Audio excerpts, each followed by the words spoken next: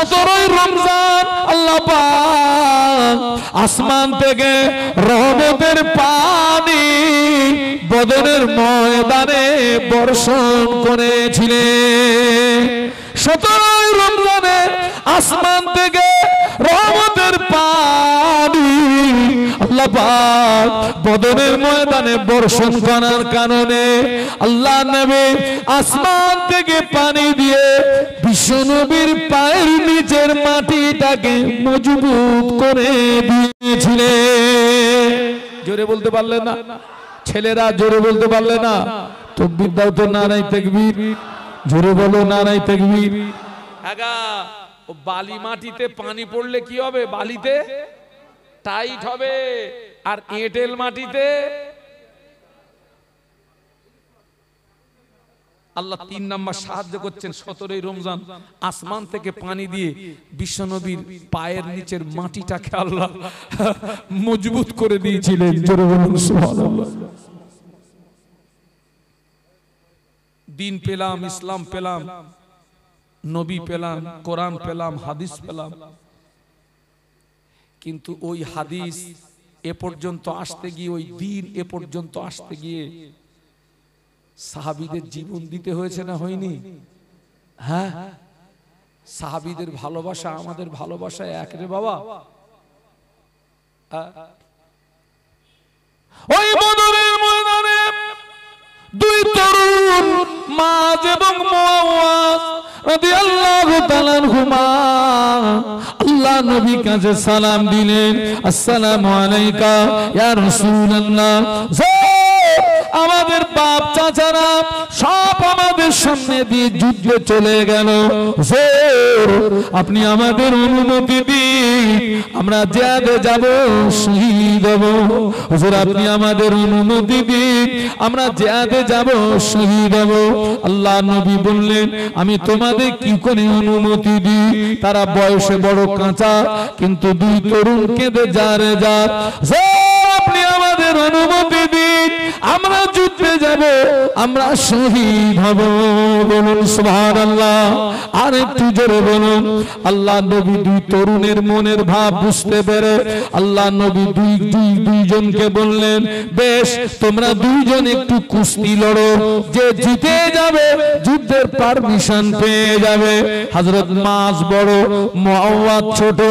মুআওয়াজ মাযের কানে কানে বলে, ভাই তুমি তো আমাকে এক ধাক্কায় ফেলে দেবে ভাই, তবে আল্লাহর নামে শপথ করে বলছি, দ্বিতীয়বারে আমি যখন তোমায় ধরবো তুমি একটু ইচ্ছা করে পড়ে যেও, তা না হলে আমি যুদ্ধের পারমিশন পাবো না। আল্লাহ নবী দুই তরুণের মনের ভাব বুঝতে পেরে আল্লাহ নবী দুইজনকে যুদ্ধের অনুমতি দিয়ে দিলেন। জোরে বলতে পারলেন না বাবা?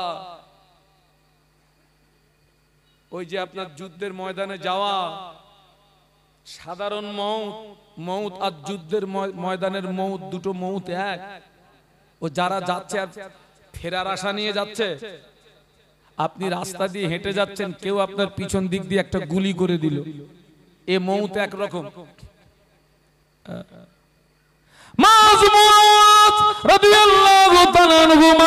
যুদ্ধের ময়দানে যখন গেলেন, আল্লাহ নবী সাহাবী আব্দুর রহমান ইবনে আওফ রাদিয়াল্লাহু আনহু ওই দুই তরুণকে দেখে আশ্চর্য হয়ে গেলেন, দুই তরুণকে দেখে অবাক হয়ে গেলেন। বিশাল এই যুদ্ধে কেন এই দুটো তরুণ আসলো? মায এবং মুআওয়াজ আব্দুর রহমান ইবনে আওফ রাদিয়াল্লাহু তাআলা আনহুর কাছাকাছি গিয়ে সালাম দিয়ে বলেছিলেন, চাচা যান, চাচা যান, চাচা যান, আমরা মদিনার আনসারের ছেলে। ও চাচা যান, আমরা মদিনার আনসারের ছেলে। আমরা শুনেছি মক্কাতে আমাদের নবীকে আবু জাহল সবচেয়ে বেশি কষ্ট দিয়েছে। ও চাচা যান, আবু জাহল কোনটা আমাদেরকে একটু দেখিয়ে দাও। যান আমরা নিয়াত করে ময়দানে এসেছি, হয় আবু জাহলকে মারবো নইলে আমরা মরবো। চাচা যান আমরা যুদ্ধে ময়দান থেকে পালাবো না, নিয়াত করে এসেছি, হয় ওকে মারবো নইলে আমরা মরবো। চাচা যান নিয়াত করে এসেছি, যুদ্ধের ময়দান থেকে পালিয়ে যাব না। জোরে বলুন সুবহানাল্লাহ। একদম নিয়ত করে এসেছি, হয় ওকে মারবো নইলে মরবো। একটু মহব্বতে সুবহানাল্লাহ বলতে পারবেন না? একটু মহব্বতে বলা যাবে না? আব্দুর রহমান ইবনে আওফ রাদিয়াল্লাহু আনহু বলছেন, আমি আশ্চর্য হয়ে গেলাম দুই তরুণের ভাবমূর্তি দেখে। বিশাল এই যুদ্ধে একজন বলছে, ও চাচা যান আমাকে একটু দেখিয়ে দেন না আবু জেহেল কোনটা। আর একজন বলছে, ও চাচা যান আমাকে একটু দেখিয়ে দেন না শয়তানটা কোনটা। সুবহানাল্লাহ বলতে পারলেন না? মহব্বতে বলতে পারলেন না? আব্দুর রহমান ইবনে আওফ বলেন, আমি নজর করে দেখি দূরে আবু জাহল দাঁড়িয়ে আছে। আমি দেখিয়ে দিলাম ওই যে দূরে আবু জাহলকে দেখতে পাওয়া যায়। হযরত মায মুআওয়াজ দুইজন সিংহের মতো ছুটে, সিংহের মতো গর্জন করে ছুটে গিয়ে আবু জাহলকে ঘিরে ফেলেছে। আবু জাহলকে ঘিরে ফেলে দুই তরুণ তলোয়ার চালায়, আবু জাহল তলোয়ার চালায়, দুই তরুণ তলোয়ার চালায়, আবু জাহল তলোয়ার চালায়। এমত অবস্থায় আবু জাহল আঘাত করলো, হযরত মায রাদিয়াল্লাহু আনহুর বামাতে আঘাত করলো।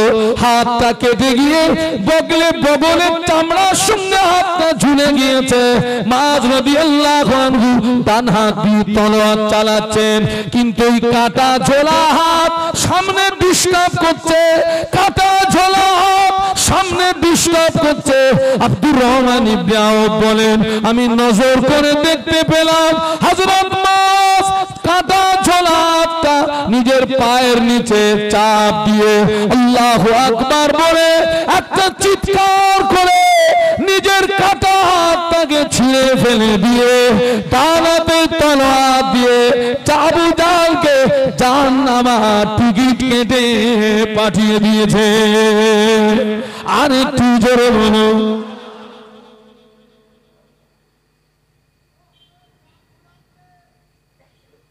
আল্লাহু আকবার। সেই দিন সেই ইসলাম। বদরের ময়দানে যদি ওরা জিতে যেত, ও পর্যন্তই ইসলাম সমাপ্ত হয়ে যেত। সাহাবীদের জীবন দেওয়া ইসলাম, সাহাবীদের চোখের পানি দেওয়া ইসলাম, নবীর রক্ত ঝরানো ইসলাম আজকের আমাদের দ্বারাতে কলঙ্কিত হচ্ছে। আপনারা রাগ করছেন নাকি? আমি আপনাদের দুশ্মন না বন্ধু? আমি আরে বলুন না, জোরে বলুন না। আমি আপনাদেরকে বন্ধুর মতো কাজ করছি। সেই ইসলাম আজকের সেই আদর্শ ভালো লাগে না। আমি এখানে কোন ধর্মকে ছোট করতে আসিনি। আল্লাহর কোরআন, লাকুম দীনুকুম, তারপরে কি ওয়ালিয়া দিন। তবে একটা কথা বলে যাচ্ছি, তামাম পৃথিবীর জমিনে যত ধর্ম, আল্লাহ পাকের কাছে মনোনীত ধর্ম কটা? একটা হাত, এই শাহাদাত আঙ্গুলটা উঁচু করে আসমানের দিকে, শাহাদাত আঙ্গুলটাকে সবাই উঁচু করে বলুন, পৃথিবীর জমিনে আল্লাহ পাকের কাছে মনোনীত ধর্ম হলো কটা? আরো জোরে বলুন। একটা, ইন্না দীনা ইন্দাল্লাহিল ইসলাম। সুবহানাল্লাহ বলেন, আরো জোরে বলেন। এই ইসলাম আমাকে শিখিয়েছে মসজিদে যাওয়ার নিয়ম, ইসলাম আমাকে শিখিয়েছে বাথরুমে যাওয়ার নিয়ম। মসজিদে যখন যাবেন আগে ডান পা, বাথরুমে যখন যাবেন আগে বাম পা। ফাইনা তাযহাবুন, এই ইসলামকে ছেড়ে কোথায় যাচ্ছে? এই নিয়ম তামাম পৃথিবীর অন্য কোন ধর্মে নাই। সারা পৃথিবীর দিকে তাকান, সারা পৃথিবীর দিকে তাকান, তামাম পৃথিবীর জমিনে সর্বত্র মুসলমানরা অপমানিত। আজকে লক্ষ্য করুন আপনি, কেন? আল্লাহ তো কোরআন শরীফের ভিতরে বলেছেন ওয়াকানা হাক্কান আলাইনা নাসরুল মুমিনিন। সুবহানাল্লাহ বলুন। আল্লাহ বলেছেন মুমিনদের সাহায্য করা আমার জন্য ওয়াজিব। সুবহানাল্লাহ। তামাম পৃথিবীতে মুসলমান মার খাচ্ছে, এগুলো আমাদের কর্মের ফল, আমাদের কর্মের ফল। নবীর তাবেদারি করতে হবে বাবা, নবীর ইত্তেবা অনুসরণ করতে হবে। যে নবী পেয়ে গেল রব পেয়ে গেল, যে নবী পেয়ে গেল রব পেয়ে গেল, যে আল্লাহ আল্লাহ রসুল পেয়ে গেল নাজাত পেয়ে গেল, নাজাত পেয়ে গেল, রহমতের দয়ার জান্নাত পেয়ে গেল। নবী পাকের একজন সাহাবী আল্লাহ নবীকে জিজ্ঞাসা করেছিলেন, ইয়া রাসূলুল্লাহ হাবিবাল্লাহ মাতা সা, হুজুর কিয়ামত কবে হবে? একজন সাহাবী নবীকে জিজ্ঞাসা, ইয়া রাসূলুল্লাহ কিয়ামত কবে হবে? আল্লাহ নবী ওই সাহাবীকে জিজ্ঞাসা করলেন, বাবা সাহাবী তুমি কিয়ামতের সংবাদ দিচ্ছ, কিয়ামতের খবর নিচ্ছ, কিয়ামতের জন্য কি অর্জন করেছো বলো, কিয়ামতের জন্য কি সঞ্চয় করেছো বলো। ওই সাহাবী বলেছিলেন, ইয়া রাসূলুল্লাহ হাবিবাল্লাহ হুজুর আমি কিয়ামতের জন্য কিছুই অর্জন করতে পারিনি, আমি কিয়ামতের জন্য কিছুই সঞ্চয় করতে পারিনি, তবে আমি আল্লাহ আল্লাহর রাসূলকে ভালোবেসেছি। আমি কিচ্ছু আমার নেই, আমার কিচ্ছু নেই, তবে একটা হাতিয়ার আমার আছে, আমি আল্লাহ আল্লাহ রাসূলকে বলো। আল্লাহ নবী ঘুরিয়ে বললেন, ও সাহাবী তোমার দাবি যদি সত্য, আল্লাহ পাক কিয়ামতের ময়দানে ওই দাবি তোমাকে নাজাত করিয়ে দেবে। তোমার দাবি যদি সত্য হয়, আল্লাহ নবী বললেন তোমার দাবি যদি সত্য হয় কিয়ামতের ময়দানে দাবি তোমাকে নাজাত করিয়ে দেবে, করিয়ে দেবে, নাজাত করিয়ে দেবে। আমরা যে নবীকে ভালোবাসার দাবি করছি বাবা, এই দাবির সত্যতা আমাদেরকে প্রমাণ করাতে হবে বাবা, এই ভালোবাসার দাবির সত্যতা প্রমাণ করাতে হবে বাবা। আমার ছেলেরা, আমার যুবকেরা, আমার জওয়ানেরা, মোহাম্মদপুরের জওয়ান যুবকেরা, আমি তোদের ভাই মোহাম্মদ শাহানুর আলম, তোদের হাত জোড় করে বলে যাচ্ছি তোরা ফিরে আয়, তোরা আমার সোনার ছেলে, তোরা ফিরে আয়, নামাজি হ, আল্লাহওয়ালা হ, জাকিরিন হ, মদিনামুখী হ। আল্লাহ কবুল করেন, বলুন আল্লাহুম্মা আমিন, বলেন আল্লাহুম্মা আমিন। তুমি নবীকে ভালোবাসবে, মহব্বত করবে, ইত্তেবা করবে, অনুসরণ করবে, আল্লাহ দুনিয়া আখিরাতে তোমার সম্মান বাড়িয়ে দেবে। ও ইমাম বুখারী রহমাতুল্লাহ আলাইহি, ইমাম বুখারী রহমাতুল্লাহ আলাইহি আল্লাহ নবীর হাদিস মোবারক গুলোকে সংরক্ষিত করলেন। আল্লাহ নবীর হাদিসগুলো সংরক্ষিত করে ওই হাদিসের উপরে আমল করলেন। কোরআন শরীফের পরের স্থান বুখারী শরীফের, কোরআন শরীফের পরের স্থান বুখারী শরীফের। ইমাম বুখারী রহমাতুল্লাহ আলাইহি জীবনে অক্লান্ত পরিশ্রম করে অনেক জায়গা ভ্রমণ করে আল্লাহ নবীর হাদিস মোবারক গুলোকে সংরক্ষিত করলেন। কিতাব আকারের নাম দিলেন বুখারী শরীফ। ইমাম বুখারী আল্লাহ নবীর হাদিস শরীফকে সম্মান করার কারণে, সংরক্ষিত করার কারণে, হাদিসের উপরে আমল করার কারণে ইমাম বুখারী রহমাতুল্লাহ আলাইহি ইন্তেকাল হয়ে গেল। হুজুরের লাশ মোবারক গোসল দেওয়া হলো, কাপড়ের কাপড় পরানো হলো, হুজুরের লাশ মোবারক জানাজা নামাজ পড়ানো হলো। জানাজা নামাজ পড়িয়ে হুজুরের লাশ মোবারক কবরের ভিতরে শুইয়ে দেওয়া হলো। বিসমিল্লাহ ওয়া আলা মিল্লাতে রাসূলিল্লাহ, কবরের ভিতরে লাশ শুইয়ে দিয়ে 3 মুঠো করে মাটি দেওয়া হলো। মিনহা খালাকনাকুম ওয়া ফিহা নুঈদুকুম ওয়া মিনহা নুখরিজুকুম তারাতান উখরা। হুজুরের লাশ কবরস্থ করার পরে একদিন অতিবাহিত হয়ে গেল, 2 দিন অতিবাহিত হয়ে গেল, 3 দিন অতিবাহিত হয়ে গেল। দেখতে পাওয়া যায় ইমাম বুখারী রহমাতুল্লাহ আলাইহির কবরটা ফেটে গেল। ইমাম বুখারী রহমাতুল্লাহ আলাইহির কবরটা ফেটে গিয়ে কবরের ভিতর থেকে আল্লাহ পাকের জান্নাতি খুশবু বার হয়। জোরে বলতে পারলেন না? মোহাব্বতে বলেন না। ইমাম বুখারী হুজুরের কবরের ভিতর দিয়ে কি বার হচ্ছে? জান্নাতি খুশবু বার হচ্ছে গো। জান্নাতি খুশবু বার হচ্ছে কেন? তিনি আল্লাহর নবীর হাদিস সংরক্ষিত করেছিলেন এবং সেই হাদিসের উপরে কি করেছিলেন? আমল করেছিলেন। সবাই মিলে বলুন কি করেছিলেন? আল্লাহ খুশি হয়ে ইমাম বুখারীর কবরটা ফেটে গেল, কবরের ভিতর থেকে জান্নাতি খুশবু বার হচ্ছে। খুশবু এত পরিমাণে খুশবু বার হচ্ছে, হুজুরের কবরের আশেপাশে যত বাড়ি, বাড়ির মানুষগুলো খুশবুতে সব দেওয়ানা হয়ে গেছে, পাগল হয়ে গেছে। তারা বারকাতান হুজুরের কবরের মাটিগুলোকে তুলে নিয়ে যেতে লাগলো।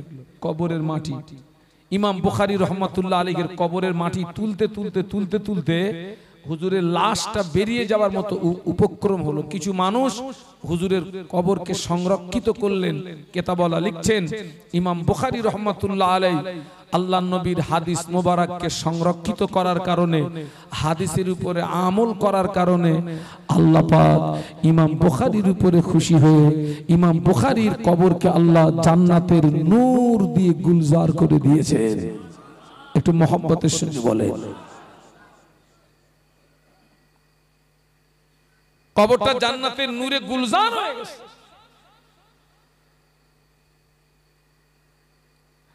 আমরা নবী থেকে দূরে মানে আল্লাহ থেকে দূরে, আল্লাহ আল্লাহ রসুল থেকে যে দূরে থাকবে, দুনিয়াও মার খাবে, আখিরাতেও বলুন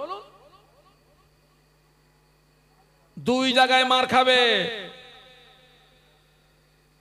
4 ইমামের এক ইমাম ইমাম মালিক রহমাতুল্লাহ আলাইহি, ইমাম মালিক রহমাতুল্লাহ আলাইহির জামানায় জলজাহাজ ছিল না। ইমাম মালিক রহমাতুল্লাহ আলাইহির জামানায় প্লেন ছিল না। ইমাম মালিক রহমাতুল্লাহ আলাইহি হজ পাকে যাবে। হুজুর আমার ঘোড়ার পিঠে সওয়ার হয়ে হজ পাকে যাবে। সুবহানাল্লাহ বলেন। ইমাম মালিক রহমত 4 ইমামের এক ইমাম। বাবা মযহাব তো 4টে না বাবা, হানফি, শাফি, মালিকি, হাম্বলি। এই 4টে মযহাব, ওই 4 মযহাবের এক ইমাম ইমাম মালিক রহমাতুল্লাহ হজ পাকে যাবেন। হজ পাকে যাবেন ঘোড়ার পিঠে। তখন তো আপনার প্লেন ছিল না, জলজাহাজও ছিল না বাবা। ঘোড়ার পিঠে সওয়ার হয়ে অক্লান্ত পরিশ্রম করে হুজুর হজ পাকে গেছিলেন। এখন তো হজ সব তো সহজ হয়ে গেছে বাবা। এখান থেকে এয়ারপোর্ট, ওখান থেকে প্লেন, তারপরে বাস, সহজ হয়ে গেছে। ইমাম মালিক রহমত ঘোড়ার পিঠে সওয়ার হয়ে ভক্ত মুরিদদেরকে নিয়ে খুব কষ্ট করে মক্কা শরীফে আল্লাহ পৌঁছে দিলেন। বলুন সুবহানাল্লাহ। ইমাম মালিক রহমাতুল্লাহ আলাইহি আল্লাহর খানায় কাবা তওয়াফ করলেন, মাকামে ইব্রাহিমে নামাজ পড়লেন, জমজমে পানি পান করলেন, সাফা মারওয়া সাই করলেন, মিনা মুজদালিফা আরাফাত অবস্থান করলেন। ও বারবার ইমাম মালিক রহমাতুল্লাহ আলাইহি ঘোড়ার পিঠে মদিনার জমিনে ঘুরেছেন, ঘোড়ার পিঠে উঠে ঘুরেছেন, কিন্তু ইমাম মালিক রহমাতুল্লাহ আলাইহি মক্কা মদিনার জমিনে জুতো পায়ে দিতেন না। একটু সুবহানাল্লাহ বলবেন, একটু মহব্বতে বলবেন। কোথায় জুতো পায়ে দিতেন না? মক্কা শরীফ মদিনা শরীফ জুতো পায়ে দিতেন না।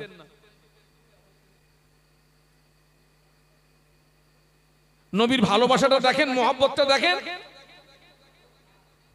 ওই ভালোবাসার পাশে যদি আমাদের ভালোবাসা রাখা হয়, বেটা দূরবীন দিয়েও আমাদের ভালোবাসা দেখতে পাবেন। মক্কা মদিনার জমিনে জুতো পায়ে দিতেন না, খালি পায়ে হাঁটতেন। কেন? কেনটা একটু পরে বলবো। আপনারা সব সিলসিলায়ে ফুরফুরা শরীফ মুজাদ্দেদে জামানের সিলসিলার অন্তর্ভুক্ত মানুষ তো নাকি?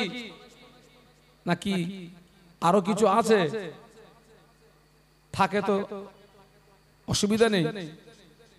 আমার দাদা হুজুরের মহব্বতের মানুষ কারা একটু হাত তুলে দেখান তো আমাকে। আলহামদুলিল্লাহ।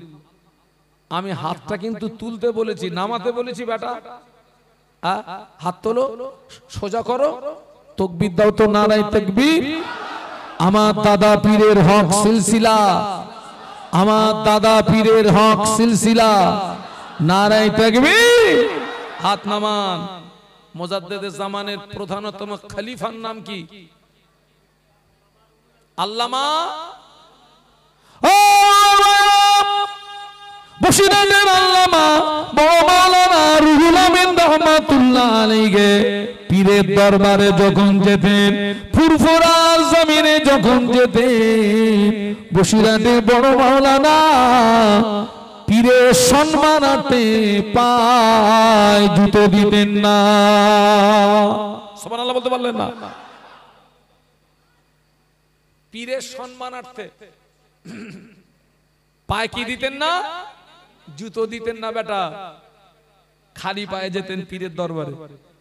আর আমাদের ছেলেরা তো ফুরফুরায় গিয়ে জামাত করে বিড়ি খাচ্ছে। এদের মহব্বত আলাদা।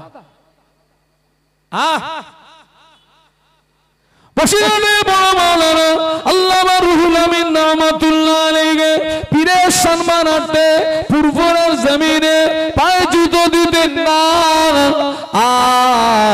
পীরের দরবারে পৌঁছে গেলে আল্লামা রুহুল আমিন রাহমাতুল্লাহ আলাইহি পীরের দরবারে যখনই পৌঁছে যেতেন, মুজাদ্দিদুজ্জামান বড় মাওলানাকে যখনই দেখতেন, অমনি দাঁড়িয়ে যেতেন।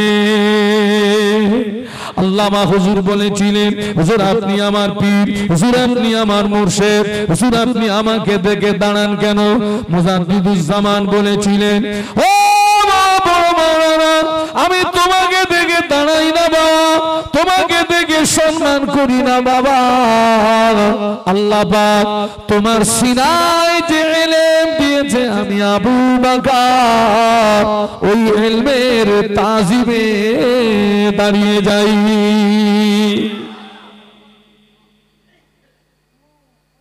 আমরা দাদা হুজুরকে ভালোবাসি, আর বসিরহাটের হুজুর দাদা হুজুরকে ভালোবেসেছিলেন। দুটো ভালোবাসা একরকম গা? হ্যাঁ। ইমাম মালিক রহমাতুল্লাহ আলাইহি মক্কা মদিনার জমিনে পায় জুতো দিতেন না, খালি পায়ে হাঁটতেন। ওই সব হাজী সাহেবদের কাছে শুনে দেখেন, মক্কা শরীফ মদিনা শরীফ হচ্ছে পাথর এলাকা। সূর্যের তাপ যখন বাড়ে, খালি পায়ে আপনি হাঁটতে পারবেন না। আমি হসপাকে গিয়ে ইমাম মালিকের কথা মনে পড়লো, আল্লাহ আমি একটু খালি পায়ে হেঁটে দেখি তো।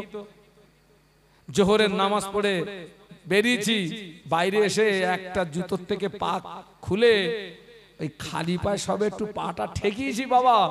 আমার মনে হলো ওই যে তাবায়, গরম তাবায় রুটি রাখলে যেরকম ছ্যাঁক করে ওঠে না। আল্লাহু আকবার। হুজুরের সঙ্গে সাথে জিজ্ঞাসা করলেন, হুজুর আপনি কেন মক্কা শরীফ মদিনা শরীফের জমিনে জুতো পায়ে দেন না?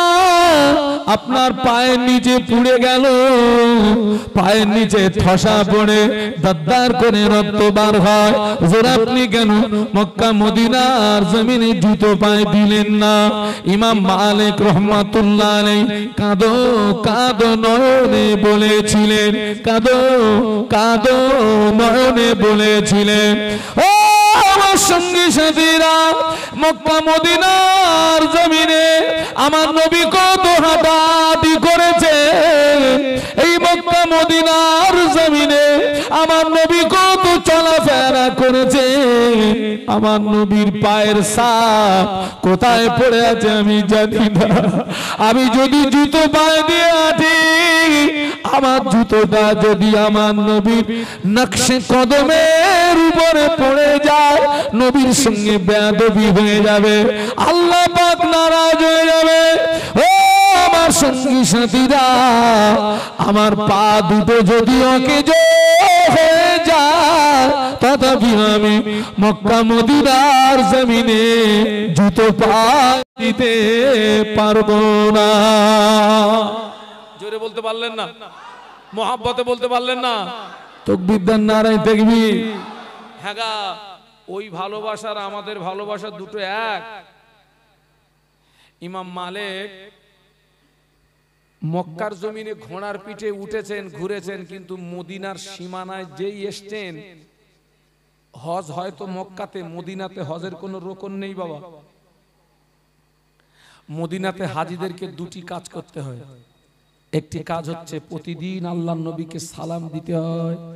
দ্বিতীয় নাম্বার কাজ হচ্ছে মদিনার মসজিদে নববী শরীফে 5 ওয়াক্ত নামাজ তাকবীরে উলার সঙ্গে পড়তে হয়। হ্যাঁ, তো ইমাম মালিক মক্কা থেকে হজের কাজ সমাধা করে উনি মদিনা শরীফে যাচ্ছেন আল্লাহর নবীর মাজার জিয়ারতের জন্য। আল্লাহর নবী বললেন, মান যারা কবরি বাদা ওয়াফাতি ফাকান্নামা দারানি ফি হায়াতি। ও আমার, আল্লাহর নবী বললেন, মান যারা কবরি বাদা ওয়াফাতি, আমি রাসূলুল্লাহ আমার ইন্তেকালের পরে আমার কবরটা যে জিয়ারত করলো, আমার মাজারটা যে জিয়ারত করলো, ফাকান্নামা দারানি ফি হায়াতি, আমি আল্লাহ নবী বলছি ওই ব্যক্তিটা যেন আমার জীবিত অবস্থায় আমার সঙ্গে তার দিদার নসিব হলো। আল্লাহ নবী বললেন, মান যারা কবরি ওয়াজাবাত লাহু শাফাআতি। আল্লাহ নবী বললেন, আমি রাসূলুল্লাহ আমার ইন্তেকালের পরে আমার কবরটা যে জিয়ারত করলো, আমার মাজারটা যে জিয়ারত করলো, আমি আল্লাহ নবী বলছি কিয়ামতের ময়দানে ওই ব্যক্তির জন্য সুপারিশ করাটা আমি রাসূলুল্লাহর পক্ষে ওয়াজিব হয়ে গেল। ইমাম মালিক রহমাতুল্লাহ আলাইহি মক্কা থেকে হজের কাজ সমাধা করে উনি মদিনার সীমানায় যেই এসেছেন, ঘোড়ার পিঠ থেকে চট করে নেমে পড়লেন। ঘোড়ার পিঠে উঠছেন না, ঘোড়ার রশিটা ধরে খালি পায়ে হেঁটে হেঁটে হেঁটে হেঁটে আল্লাহ নবীর মাজার মুকাদ্দাসের দিকে এগিয়ে চলেছেন। ভক্ত মুরিদে, হুজুর আপনি মদিনার জমিনে ঘোড়ার পিঠে উঠলেন, আপনি মক্কার জমিনে ঘোড়ার পিঠে উঠলেন, আপনি মদিনার জমিনে ঘোড়ার পিঠে উঠছেন না কেন হুজুর? ইমাম মালিক রহমাতুল্লাহ আলাইহি বলেছিলেন, ও আমার সঙ্গী সাথীরা, এই মদিনার জমিনে আমার নবীর রওজা মুবারক, এই মদিনার জমিনে আমার নবীর মাজার মুকাদ্দাস, আমি যদি ঘোড়ার পিঠে উঠে ওই ঘোড়াটাকে মদিনার জমিন দিয়ে যদি ছুটিয়ে দিই, ওই ঘোড়ার পায়ের আঘাতে মদিনার ধুলি বালুগুলো উঠতে থাকবে, একটা ধুলি কণা আমার নবীর মাজার মুকাদ্দাসে যদি পৌঁছে যায়, নবীর সঙ্গে বেয়াদবি হয়ে যাবে। ও সঙ্গী সাথীরা, যে মদিনার জমিনে আমার নবীর রওজা মুবারক, যে মদিনার জমিনে আমার নবীর মাজার মুবারক, আমি ইমাম মালিক মদিনার জমিনে ঘোড়ার পিঠে উঠতে পারবো না। ইমাম মালিক আল্লাহ নবীকে সম্মান করেছেন, আল্লাহ নবীকে মহব্বত করেছেন, আল্লাহ নবীকে ভালোবেসেছেন। আল্লাহ পাক ইমাম মালিক রহমাতুল্লাহ আলাইহি দুনিয়াতে ইজ্জত বাড়িয়ে দিলেন, আখিরাতে ইজ্জত কত বাড়াচ্ছেন দেখো। মউতের পরে আল্লাহ কি করছে দেখো। ও আমার মারা, ইমাম মালিক রহমাতুল্লাহ আলাইহি ইন্তেকালের পরে হুজুরের লাশ মুবারক গোসল দেওয়া হলো, কাফনের কাপড় পরানো হলো, খাটিয়ায় করে হুজুরের লাশ মোবারক ময়দানে আনা হলো, খালি আকাশের নিচে জানাজা নামাজ হবে, সূর্যের তাপ, ইমাম মালিকের লাশের কষ্ট হতে পারে। দেখতে পাওয়া যায় আল্লাহর সৃষ্টি জীব পাখি, ঝাঁকে ঝাঁকে ঝাঁকে ঝাঁকে পাখি, তাদের দুটো করে ডানা মেলে দিয়ে ইমাম মালিক রহমতুল্লাহ আলাইহির লাশের উপরে তারা ডানা মেলে দিয়ে ছায়া করে রেখেছিল।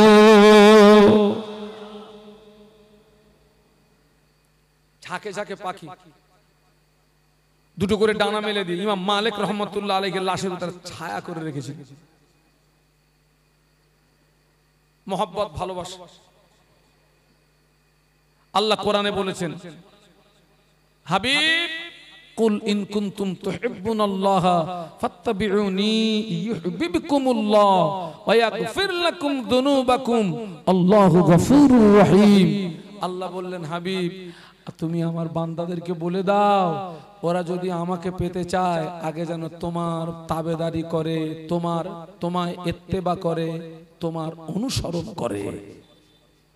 আমার ছেলেরা, যুবকেরা, বাবা আমি একদম শুরুতে একটা কথা বলে এসেছি, সারা জীবন যদি ওয়াজ শোনেন, যদি না মানেন, ওই ওয়াজ ওই নসিহত আপনার জীবনে কোনো উপকার সাধন করতে পারে না। মেনে নেন। আজকের মাহফিলটা হচ্ছে মোহাম্মদপুর ঈদগাহ ময়দান, যুব কমিটি পরিচালনা আজকের মাহফিলটা হচ্ছে। আমি এখান থেকে বিগত কয়েক বছর আগে এখানে একটা মাহফিল, এই সেম জায়গাতে, এখানেই স্টেজ ছিল, এখানেই মাহফিল, এই রকম জায়গাটা বাড়িতে আমার বসার জায়গা ছিল, এই আপনাদের এখানে। আজকের আল্লাহ পাকের শান, আমার ভাইরা অনেকে এসেছেন, এখান থেকে আমাদেরকে শিক্ষা নিতে হবে। মাহফিলে ওয়াজ, এইরকম পরিবেশে মানুষ ওয়াজ শুনে আমল করে সাধারণ মানুষ থেকে অনেকে আল্লাহর ওলি হয়ে কবরে চলে গেছেন। জোরে বলুন সুবহানাল্লাহ, জোরে বলেন না সুবহানাল্লাহ। ওয়াজ শুনে আমল করে আমল করে আমল করে সাধারণ মানুষ থেকে আল্লাহর ওলি হয়ে কবরে চলে গেছে। আজকে আমরা কি করছি? এই মাসটা হচ্ছে রবিউল সানি, এর আগের মাসটা চলে গেল রবিউল আউয়াল। সারা বাংলা ব্যাপী হাজার হাজার মাহফিল হলো, লক্ষ লক্ষ টাকা খরচ করে সব নবী দিবস উদযাপিত হলো, আলহামদুলিল্লাহ।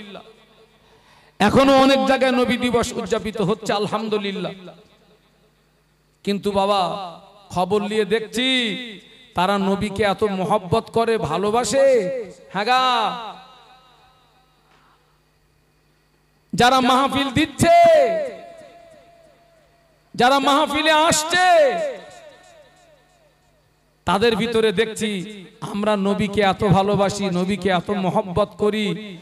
আল্লাহর নবী তিনি তার জীবনে এত নামাজ পড়েছেন, কাদাম মোবারক দুটো ফুলে ফেটে রসানি গড়িয়ে গেছে।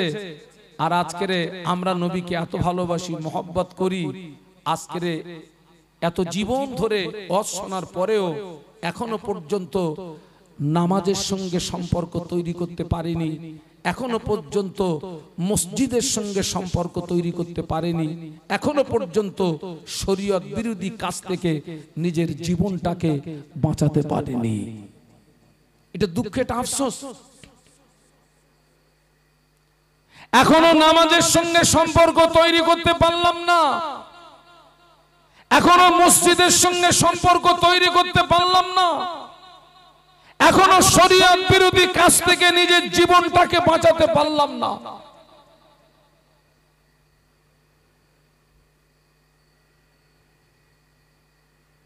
এই ভালোবাসা, এই মহব্বতে জানি না আমরা নাজাত পাবো কি।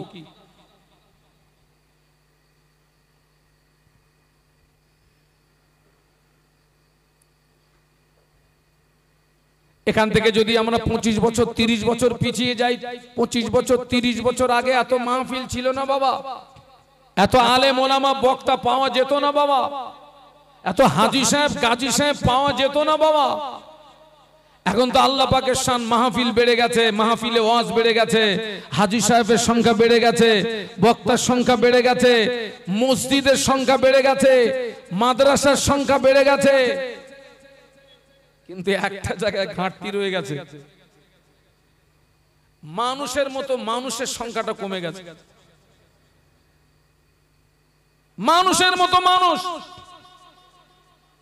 যে মানুষের মতো মানুষ হবে সে কখনো নামাজ থেকে দূরে থাকতে বলুন বলুন বলুন পারবে না, যে প্রকৃতপক্ষে মানুষের মতো মানুষ হবে। মদিনার মসজিদ নববী শরীফে আযান হয়ে গেল,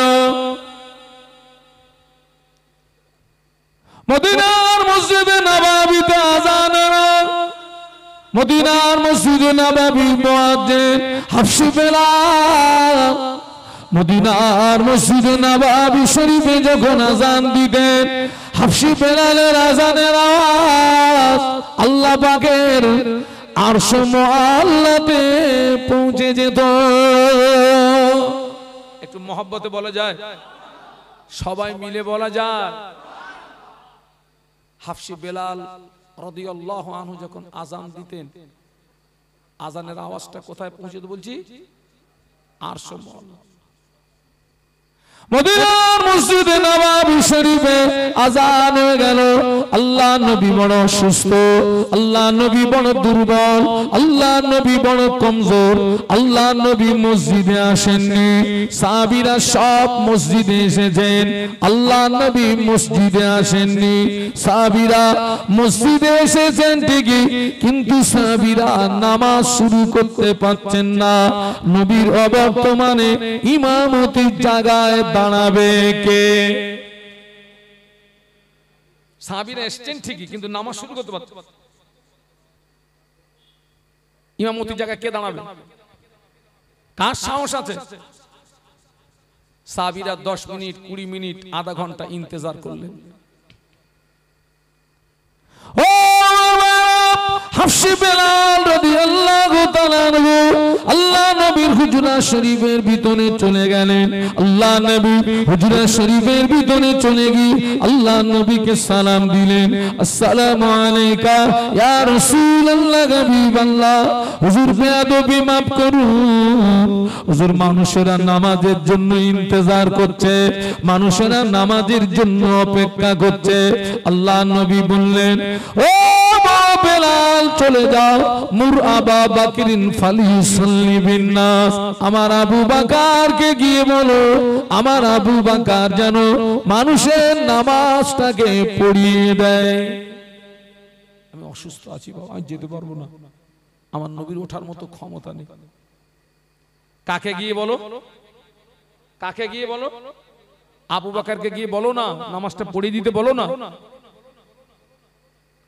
আমাদের আম্মা জান আয়েশা সিদ্দিকা রাদিয়াল্লাহু তাআলা আনহা আল্লাহ নবীর এই কথাটা শুনে বলেছিলেন, ইয়া রাসূলুল্লাহ ইয়া হাবিবাল্লাহ, আমার আব্বা জানকে ইমামতির জায়গায় দাঁড় করাবেন না। আমার আব্বা জানের মনটা বড় নরম, আমার আব্বা জানকে যদি ইমামতির জায়গায় দাঁড় করিয়ে দেন, আমার আব্বা জান আপনাকে না পেয়ে রোনাজারি করবে, আমার আব্বা জান আপনাকে না পেয়ে কান্নাকাটি করবে। হুজুর এই দায়িত্বটা আপনার অন্য কোন সাহসী সাহাবীকে দিন। আল্লাহ নবী আবার বললেন, ও বাবা বেলাল চলে যাও, মুর আবা বাকরিন ফালিসাল্লি বিন নাস। আমার আবু বকরকে গিয়ে বলো, আমার আবু বকর যেন মানুষের নামাজটাকে পড়িয়ে দেয়। আল্লাহ নবীর অনুমতিতে আবু বকর সিদ্দিক রাদিয়াল্লাহু আনহুর ইমামতিতে মদিনার মসজিদে নববী শরীফে নামাজ শুরু হলো। যখনই নামাজ শুরু হলো আল্লাহ নবী আর ঘরের ভিতরে থাকতে পারেন না। আল্লাহ নবী অস্থির হয়ে পড়েছেন, আল্লাহ নবী ব্যাকুল হয়ে পড়েছেন। আল্লাহ নবী আলীকে ডাকলেন, আল্লাহ নবী আব্বাসকে ডাকলেন। সকলে তাকবীর দেন তো, নারায়ে তাকবীর, জোরে বলুন নারায়ে তাকবীর। আওলাদে মুজাদ্দিদুজ জামান, আওলাদে মুজাদ্দিদুজ জামান, শ্রদ্ধাভাজন হুজুর কিবলা, নারায়ে তাকবীর। একবার দরুদ শরীফ, আল্লাহুম্মা সাল্লি আলা